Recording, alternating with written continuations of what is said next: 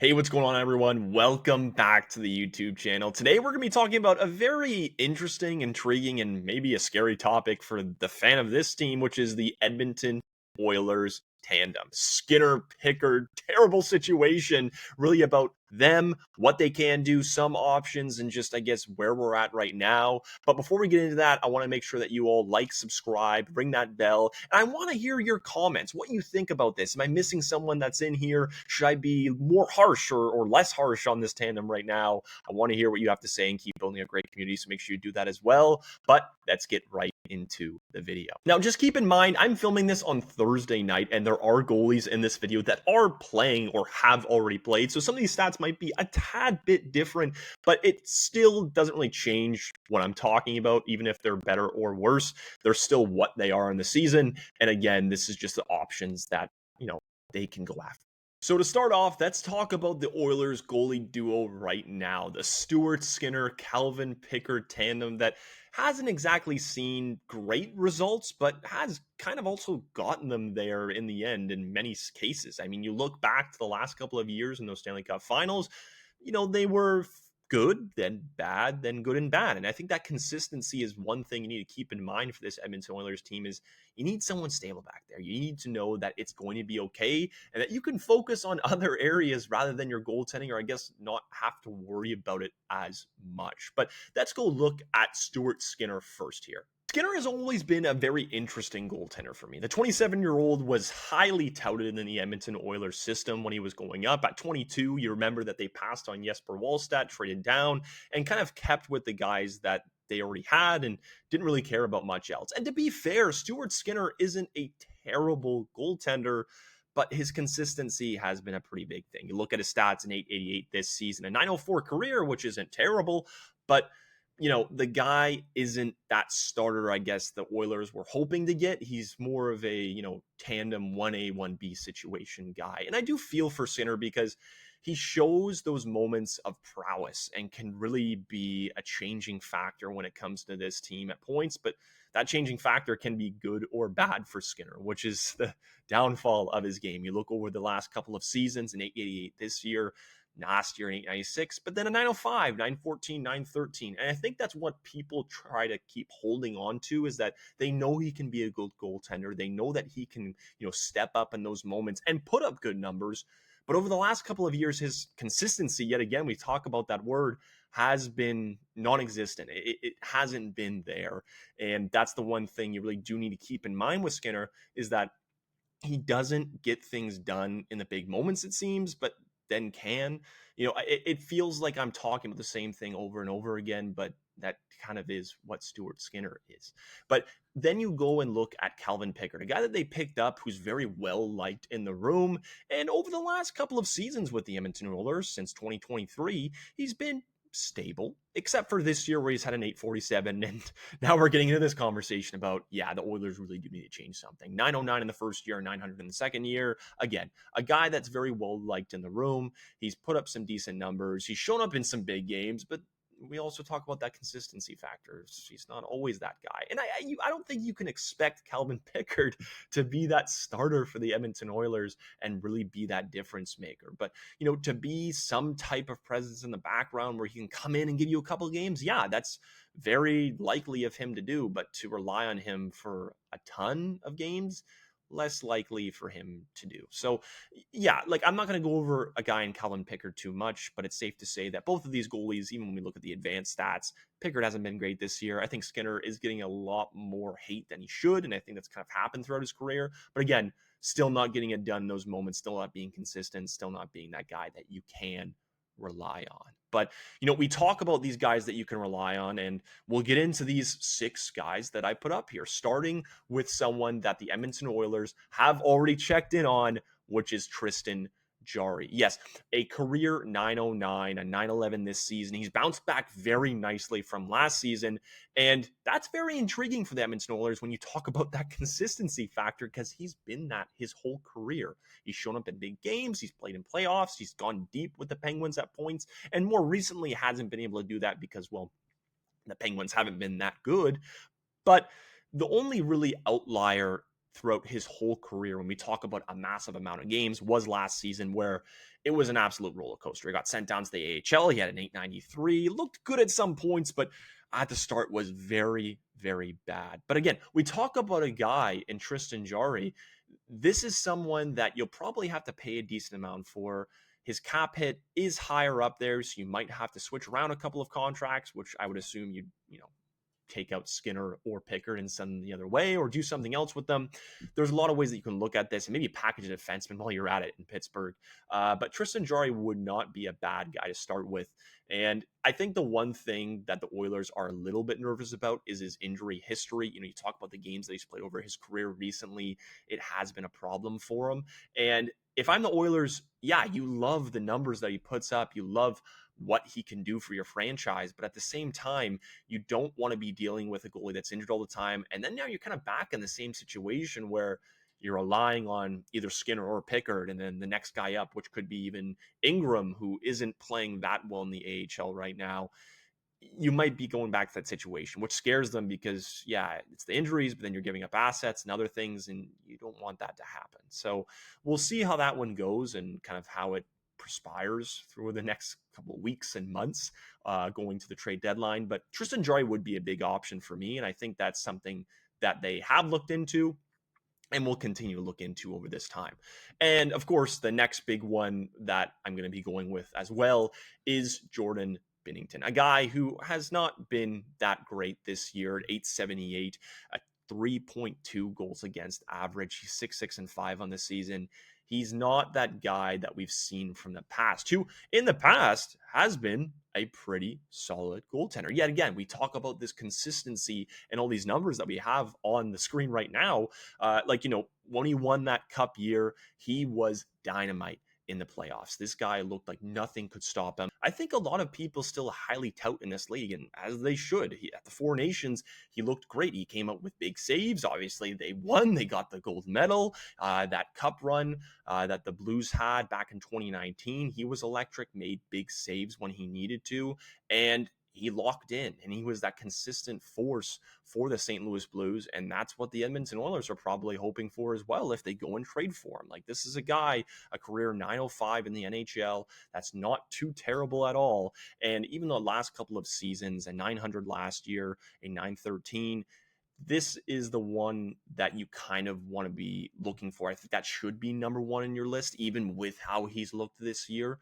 The St. Louis Blues haven't exactly done him any favors as a whole, so I wouldn't look too far into how they're doing to compare to what he's doing. But it is pretty fair to say that, yeah, it might be a little bit of a gamble. Like, are we seeing a little bit of regression from him? I mean, that's kind of hard to say considering that he's 32, and that'd be a little bit of early regression, but still, it's still something to have a conversation about. But again, you talk about the pedigree that Jordan Binnington has. He might even just get a spot on this Olympic team just because of what he's done in the past. Aside from the numbers that he's done this year, that's how much people trust him in these situations. And that's how much I think a lot of people look at him and say, yeah, he should be that number one goaltender for Team Canada. He should be putting in the work and doing the most for them. And the Edmonton Oilers probably see that as well. And again, I don't blame them. And this is one thing you have to keep in mind. The numbers say a lot. That's fair. And, I'm talking about numbers here. I put them on the screen for all of you to enjoy. But for a guy like Jordan Binnington, you have to see it from a perspective of, yeah, he might not be great this year, and it's looking pretty terrible. But what he's done in the past, can he replicate that for the Edmonton Oilers? That's what they're looking at. Can he be that solid force for them? Can he be that calming factor in the net, even though he kind of loses his heat sometimes? Can he be that guy who'll just stabilize things and they can focus on others? That's the biggest thing, is the consistency. Can he be that? And yeah, those two guys in Jarry and Binnington will be my biggest options. But then we go to one that's probably unlikely to happen, but if they were going to put in a big package, I could see it happening, and that's Joey Daccord. Yeah, I know what you're saying. He just signed a long-term deal with the Seattle Kraken. Why would the Kraken want to do this in any sort of fashion? Because he's been so good for them. The guy has a career 906, 902 this year, 2.68 goals against average, already has 2 shutouts, 7 wins in the season in 16 games played. Joey Daccord can be that solid factor. He can be that calming factor. And he's shown that on a Seattle Kraken team that honestly is extremely mid. We talked about this in the other video on the podcast, how the Kraken somehow are staying afloat. And the goaltending has been a pretty big part in this. Philip Grubauer and Matt Murray have played a massive factor in that. But you look over the past couple of years, Daccord has been that guy. And although we kind of saw him blossom into that goaltender last season, I don't think the Edmonton Oilers would kind of step away and say, yeah, maybe this is like a one-off and look at his numbers now and maybe he won't be that good goaltender. I think he can be, and I think he should be an option. But again, why would they want to give him up? Why would they want to give him up? Like, really the biggest reason is it's not that Edmonton couldn't put together a package and say, here, look at this. This is very enticing. And I'm sure if they put together something big enough, it probably could get done. But one, do you really want to do that and waste all your assets on something that could work, might not work, or, just kind of stay with the fact that it's unlikely to happen? So the Seattle Kraken, he's been that guy. 57 games last season, 906, 916 the last year, 50 plus games in back-to-back years, and could do that again this year considering everything, which is so crazy. But yeah, an unlikely factor here, but I just wanted to throw him in because, and if you put that big package on the table, you never know what could happen with a team. They might just snatch it up and say, yeah, I want to do this. Because the Seattle Kraken, let's be honest, we all know that they're mid. Will they make the playoffs this year? It's kind of 50-50. I don't think they do. But again, someone to keep in mind. That's probably a long shot, but if you put in something good enough, you might be able to make it work. And now we'll get into the options where it could be the 1A, 1B situation. Remember, we're going on to number 4 now, the fourth goalie. And this one really does intrigue me. And now stay with me here because I know there's going to be some eyebrows raised, and it's Ukko-Pekka Luukkonen. Yes, I know the Triple K menace for the Buffalo Sabres has not gotten off to a great start this year. He's kind of lost the net to two guys in Alex Lyon and Colton Ellis, who they picked off the St. Louis Blues, both teams we just talked about. 899 this year, 251 goals against, 4 wins. He's 4-3-1 in the season. But what intrigues me about this guy is he's 26 years old, and he's shown that he can start games. Like, you look at this 23-24 season and 24-25 season last year, 50-plus games in back-to-back years. And I know the numbers weren't great in the second year, which being last year, but he's shown that he can, handle that workload somewhat. And now keep in mind that these numbers were on the Buffalo Sabres, where the one year he kind of had to carry him. He had 5 shutouts that year. He was great. Last year, the Sabres weren't that awesome as a whole, and he just went 500, 24 and 5. Like, to get wins on the Buffalo Sabres is pretty tough, and we all know how awful of a franchise that is right now. But Luukkonen, I have a lot of faith in when it comes to something like this. If you put him in a different situation, just somewhere else where he can succeed, I think we can see that goaltender that a lot of people were hoping that we saw in the OHL with the Sudbury Wolves to get into the NHL, to make that jump and to just feel better. Like, we kind of saw that with Mackenzie Blackwood, where, he was on the New Jersey Devils. Things weren't exactly working out. He got moved around a bit, goes to San Jose. And although it's not the greatest situation, he kind of got his chance to show what he could do. And then all of a sudden he goes to the Colorado Avalanche, a team who changed up their goaltending and one that the Edmonton Oilers are going to try to replicate, or maybe we'll see. But, and he kind of found his game. And I just wonder that with UPL. His numbers are fine, an 899 career in the NHL, over 158 games, or 163 games, 158 started. But this is a guy I think can be one of those situations where you can say, yeah, I'm going to take a little bit of a bet on him. And I don't think it's the worst one in the world, even if you're going to run a little tandem of UPL and Skinner. I know it sounds a little scary, and I don't blame you, but it's something just to maybe keep an eye on, because I do think he is losing the net there. And I think Buffalo is not, against taking those talks with other teams. So we'll see how that one goes. But for the last two, we will be going to Chicago to talk about 2 of their goalies, and we'll start off with Arvid Soderblom. Now, I know the numbers aren't exactly that sexy when it comes to something like this, an 879 in the season, a 352, but the 26-year-old has impressed me over his career in Chicago. You look at last year, he had an 898 on a team that absolutely sucked. He went 10, 18, and 7, but he was a solid goaltender. Like, this was a guy that last year you kind of said, yeah, he's a little bit underrated. The numbers do not do him any justice because it felt like anything below a 900 is absolute blasphemy, and you cannot say he's a good goaltender. But for the games that he was put in, he was being left out to dry, but he was making big saves. He was kind of doing the most he could in a bad situation and doing it decently well. Like, I know it's kind of hard to just look at this and say, yeah, I know, Zach, like, whatever. Don't talk to me about that. But when you look at Arvid Soderblom last season on the Chicago Blackhawks, and just to see what he did, just for an example, right? Just for an example, we don't have to go too far.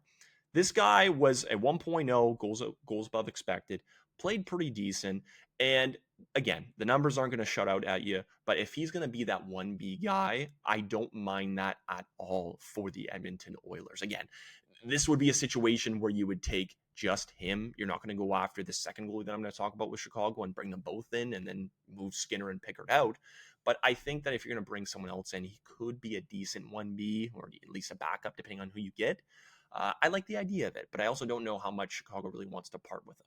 But one guy that they do want to part with, and they have said that they don't mind it at all, is Laurent Brossoit. Yes, the goaltender that hasn't played since 23-24 because of his injuries. He had surgery, but now he's coming back. The biggest thing about it, and I have it on the screen here, is his contract. That's the biggest con. Makes $3.3 million, and that is not ideal when you talk about the Edmonton Oilers, who are cap strapped, needing to move out contracts, needing to figure that out. And maybe this is a situation where the Chicago Blackhawks take on cap. I would assume so, but let's go look at it. When you look at Laurent Brossoit, like his time with the Winnipeg Jets, which this was a good year for him, but he went 15-5-2 behind Connor Hellebuck, a 927, 3 shutouts, and a 2.0 goals against average. He was electric. He was good. The biggest thing about Laurent Brossoit is he is a solid goaltender, but at the same time, his injuries have taken him out. Like, you look at the numbers here over the past couple of seasons, even as a backup, it's a little bit low. Vegas, 24 games and 11 the next season, 14. Like, it is extremely concerning. And we've talked about injuries with Tristan Jarry and how that is something maybe the Edmonton Oilers don't want to get into. And I don't blame them for that. But Brossoit is an intriguing candidate because the skill's there. You know that he can do it. But he would be a shelter guy. And what I mean by that is yeah, he can give you good numbers. He can be a solid goaltender for you. But one, you're taking a bet on a guy who's coming off surgery and being hurt. And two, you're going to have to find someone to start in front of him so then he's not going in as many as these games. So shelter goaltender, someone who's just, he's there to play some games. He's not there to play more than he needs to. And I think we have a couple of those situations in the NHL. And Laurent Brossoit, unfortunately for him, is one of them just with how his injury past has been. But I love that this could be a bet. But again, this is one of those situations where if you're going to get him, you've got to put someone in front of him that you know is going to be consistent. So you don't have to worry that much. So that might be that Jordan Binnington. I don't know. Now, this could be a big gamble if you want to go Tristan Jarry and then grab Laurent Brossoit as well. If that ends up working out for the Oilers, like good on them, because you know what? Maybe they go for a cup and both of them help them lead it to them. But that was a lot of words, but it would be a very big bet. And I think that in this case, if they were to go for two guys and really switch it up, it's got to be one or the other. You don't want to deal with two guys and those injury problems. It's not worth it at all. It's a big headache for the GMs. It's a big headache for the team because now you got two other goaltenders or one other goaltender that you probably don't want up there for, various reasons that you had to deal with in the past. So the Edmonton Oilers, again, we talked about everything. The tandem isn't exactly great. The inconsistencies, aren't great. And when you look at the options provided here, at least, the ones that I gave, some good ones, some that you might have to overpay for, some that you might have to take a little bit of a chance on. But again, some starters, some 1A, 1B situations. There are guys here. It just depends on prices. It depends on how you can make cap work and everything else that is so awful in the goaltending situation right now in the NHL.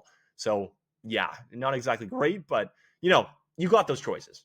So yeah, those were my goalie options for the Edmonton Oilers. It's not exactly the best bunch, like you're hoping for the Vasilevskis or the Hellebuycks of the world, but it is a decent group that I think is maybe not the worst that you might have to pay, but maybe some also cheap situations that if they really wanted to, they could take a stab at, and maybe even some risk if they really want to do that with how things are going and the type of talent you have. So I guess we'll see how that goes. But let me know what you think about all this, the goalie options that I gave. If I missed any, make sure if you haven't already, like, subscribe, ring that bell, and do all that good stuff.